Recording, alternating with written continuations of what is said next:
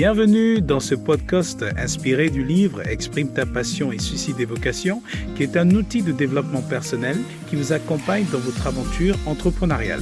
Je vous souhaite d'ores et déjà un très bon confort d'écoute. Alors, nous parlons ici dans cet épisode numéro 5 de comment cultiver sa créativité. Pourquoi est-il important d'accorder un intérêt particulier à cet aspect-là de notre développement personnel, la créativité? Alors, nous allons d'abord, dans un premier temps, définir ce qu'est la créativité. Le dictionnaire nous dit que être créatif, du moins la créativité, c'est le fait d'être capable d'inventer, d'imaginer, de réaliser quelque chose de nouveau ou d'original. Être créatif, c'est être à même d'amener à l'existence le fruit de notre imagination. Et comme on parle d'imagination, on fait référence donc à l'image, à cette capacité de voir une image parfaite de quelque chose que nous voulons tout simplement toucher. Donc, imaginer, c'est le propre même des entrepreneurs, c'est le propre même d'un acteur de développement, parce que nous sommes amenés tous les jours à réfléchir sur ce que nous pouvons créer pour améliorer donc non seulement nos conditions de vie, mais surtout contribuer donc au développement de la société, au développement de notre pays, de notre continent et donc du monde. Alors, ceci était la définition de la créativité. Mais il est important de relever quelque chose ici, c'est le fait que on ne peut pas être créatif si on n'a pas l'information. Le maître mot ici, c'est être capable d'imaginer ou d'inventer. Et quand on parle d'image, on parle d'idées. Et ce qui nous amène à mûrir des idées, c'est bel et bien l'information. Donc l'information occupe une place capitale dans la créativité d'une personne. Chacun de nous est créatif. Et déjà, j'aimerais prendre ce fait, c'est que lorsqu'un enfant naît, il est bébé bien sûr, vous le mettez par exemple dans un endroit où il y a des objets, des outils, vous allez voir que cet enfant va se mettre tout de suite, instinctivement, à créer quelque chose, à mettre en place un certain ordre de choses. D'accord ? Il va essayer de créer quelque chose. Peut-être à nos yeux, ça semble être désordonné, mal organisé, mal structuré, mais pour lui, il essaie déjà de tout simplement constituer quelque chose qui a du sens pour lui et qui a de la valeur pour lui. En fait, ça met en exergue le sens de la créativité, le sens de créativité qui lui a été naturellement donné, bien sûr, par Dieu. Ceci, c'est tout simplement pour nous dire que nous avons le sens de la créativité dès le bas âge. Chacun de nous a au moins créé quelque chose lorsqu'il était bébé, même si ça n'avait pas du sens aux yeux de notre entourage. Donc, nous sommes foncièrement créatifs.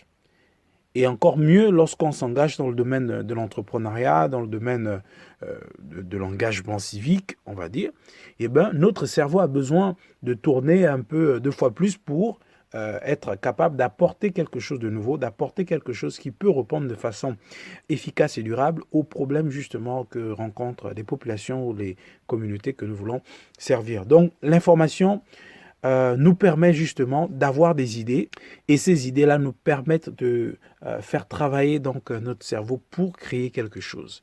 Alors la première chose, c'était l'information. La deuxième chose que j'aimerais aussi relever ici, c'est le fait d'avoir une bonne dose de passion.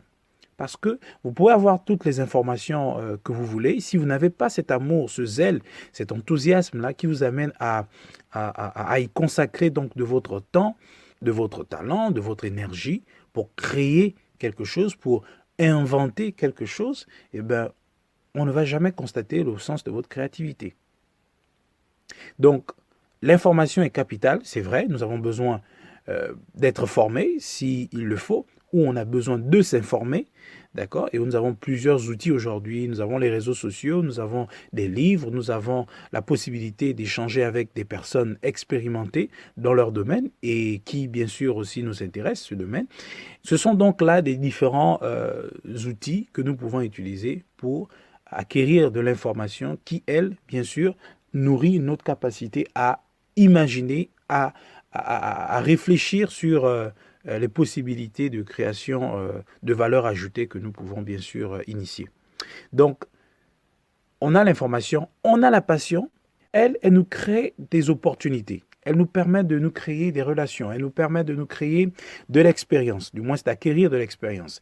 Elle nous permet de mieux saisir l'environnement dans lequel l'on souhaite s'établir, parce que plus vous mettez de l'amour dans ce que vous faites, mieux vous êtes à même d'apprendre de tout ce qui relève de votre domaine. Donc, la passion est capitale aussi. Alors, on quitte de la passion pour la monétisation, c'est-à-dire qu'on a besoin d'être motivé dans ce que l'on fait. Et donc, on peut mettre en place un mécanisme qui nous permet de développer une activité lucrative pour, bien sûr, valoriser cette créativité-là. Parce que ce que nous créons a de la valeur pour nous. Sinon, on ne va pas perdre notre temps à réfléchir là-dessus, à avoir le temps de bien concevoir la chose. Non, on ne va pas perdre notre temps là-dessus. Donc, on a besoin d'être motivé.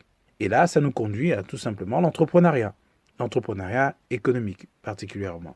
Donc, ça nous amène à monétiser ce que nous avons créé, le fruit de notre travail, le fruit de notre œuvre. Et bien sûr, pour nous épanouir socialement, nous épanouir financièrement. Et bien sûr, il y a beaucoup d'autres aspects de nos vies, bien sûr, qui sont touchés par la création de cette richesse-là. Et là, ça nous positionne en tant qu'entrepreneur, ça nous positionne en tant qu'acteur de développement économique et social, pourquoi pas. Mais à ce niveau, il est important de comprendre quelque chose, c'est que un créateur de valeur, un entrepreneur, un acteur de développement, c'est une personne qui est foncièrement artiste. C'est une personne qui crée quelque chose qui a de la valeur. C'est une personne qui, en fait, mûrit une idée, qui la conçoit de façon à ce qu'elle soit innovante et surtout originale. Et dès lors qu'elle est originale, elle va faire l'objet donc de la convoitise des personnes qui sont sur le marché, pour être dans le contexte économique. Donc, ça va créer une clientèle. Ça va créer une communauté de consommateurs qui pourra, bien sûr, consommer ce que vous avez à offrir sur le marché. Et dès lors que l'argent entre en jeu, on se réjouit, on est content de voir que notre travail porte du fruit et qu'il peut nous permettre de créer de la richesse, de nous épanouir dans tous les aspects de nos vies, et c'est très intéressant. Mais la créativité, elle, comment est-ce qu'on la cultive, comment est-ce qu'on la nourrit encore? C'est vrai que ça nous booste au départ.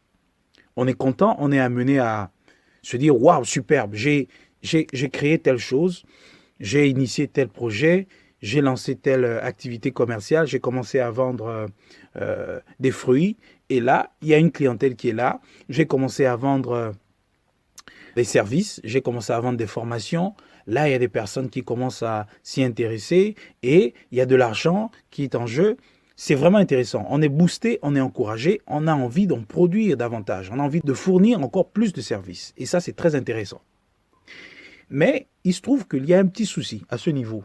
Et ça, c'est une réalité tout à fait observable partout. C'est que lorsque l'argent rentre en jeu, et surtout en grande quantité, on observe une perte de qualité dans le produit ou le service que l'on rend finalement à notre clientèle ou à notre communauté. Ça devient un peu compliqué et on se pose la question, mais pourquoi est-ce que la personne ne fait plus ce qu'elle faisait bien auparavant ? Pour tenter de répondre à cette question, on va tout simplement revenir sur la notion de l'art et du commerce. Parce qu'un entrepreneur, c'est un commerçant. Il commercialise quelque chose qui a de la valeur. Mais il ou elle est fondamentalement artiste. Un entrepreneur, c'est un artiste avant tout. C'est un créateur de valeur, c'est un créateur de richesse par la suite. Nous sommes d'abord des artistes. Nous, les entrepreneurs, les acteurs de développement. Nous créons quelque chose qui a de la valeur. Nous créons quelque chose qui peut susciter l'intérêt d'une communauté ou d'une clientèle dans le cadre de l'entrepreneuriat économique. Donc, il ne faudrait pas que l'instinct commercial prenne le dessus sur l'instinct artistique. C'est vrai qu'on a besoin d'argent, mais il ne faudrait pas que la créativité qui est à la base de notre initiative, qui est à la base de notre activité, prenne un coup. Pourquoi ? Parce que c'est elle la source. On crée de la valeur et ça nous crée de la richesse. On crée de la valeur, ça nous crée une clientèle. On crée de la valeur, ça nous crée une communauté. Mais il ne faudrait pas que le fait de tout simplement faire pour avoir de l'argent vienne bafouer finalement ce principe-là. Il faudrait donc cultiver son instinct artistique et bien sûr en établissant un équilibre avec l'instinct commercial. Donc je suis commerçant, mais à la base, je suis d'abord un artiste. C'est vrai, je suis un artiste, mais je dois créer de la richesse sur la base de ce que j'offre à mon public, à ma cible, à ma clientèle, à ma communauté. Donc il s'agit essentiellement de mettre de l'équilibre en ces deux points-là. Alors quand on fait cela, et bien sûr, ça nous permet de cultiver notre créativité. Et la créativité, elle, bien sûr, fait l'objet de plusieurs menaces. Et nous avons déjà abordé un point ici, c'est l'argent. La deuxième chose aussi, c'est le rapport avec d'autres personnes, donc le rapport d'influence avec d'autres acteurs de développement ou le relationnel. Eh bien, nous le disions déjà dans les épisodes précédents, c'est que il y a un rapport d'influence. Soit on est influencé ou on influence dès lors qu'on rentre en contact avec d'autres personnes, c'est-à-dire dans notre champ d'activité, donc des relations professionnelles. On peut être amené à s'écarter de notre vision dès lors qu'on approuve, on adhère aux idées des personnes qui nous côtoient au détriment de notre vision, du moins en mettant de côté justement la direction, la trajectoire qui était la nôtre dans notre aventure entrepreneuriale. Donc, c'est un point très important. Lorsqu'on est créatif, on doit mettre en place un mécanisme qui nous permet de sécuriser notre créativité. Parce que c'est notre créativité qui nous permet de créer de la valeur et c'est notre créativité qui nous permet de créer de la richesse. Donc la créativité ici, c'est la capacité d'imaginer, d'inventer, d'amener quelque chose d'original sur le marché. Alors, ce qui nous permet de sécuriser notre créativité ici, eh bien, c'est bien simple. Il faudrait déjà, premièrement, savoir ce qui vous donne la paix lorsque vous exercez votre créativité, ce qui vous permet d'exprimer votre passion lorsque vous le faites, mais aussi ce qui vous permet d'avoir de la force. C'est comme un cercle, c'est comme une zone, parce qu'on parle de zone de créativité. Si vous rentrez en contact avec une personne dans le cadre professionnel qui a une vision opposée à la vôtre, vous allez constater que en tentant de co-organiser quelque chose ou co-initier quelque chose, vous allez sentir que votre paix commence à être un peu menacée, votre passion, mais aussi l'énergie que vous y consacrez. C'est-à-dire qu'il y a comme une sorte de perte d'harmonie. C'est-à-dire qu'il n'y a plus d'harmonie entre la paix, la passion et la force que vous avez. Donc, sécuriser sa créativité, c'est faire en sorte que votre paix soit toujours intacte, votre passion soit toujours intacte, mais surtout la force que vous avez. Alors, on va récapituler. Être créatif, c'est être une personne qui a accès à l'information, qui se cultive, qui a la possibilité d'exprimer sa passion, qui, lorsqu'elle exprime sa passion, la monétise parce que on veut bien vivre de ce que l'on fait. Mais cette personne est équilibrée entre l'instinct artistique et l'instinct commercial. Et c'est ce qui lui permet donc de bien valoriser sa créativité. Mais elle doit aussi sécuriser sa créativité en tenant compte de la paix, la passion et surtout de la force qu'elle a, bien sûr, dans les rapports qu'elle a avec d'autres acteurs de développement. Donc, ceci dit, nous sommes arrivés à la fin de ce numéro 5 de notre podcast inspiré du livre « Exprime ta passion et suscite des vocations ». Nous nous donnons donc rendez-vous pour le prochain épisode et sur ce, il ne me reste plus qu'à vous dire à bientôt.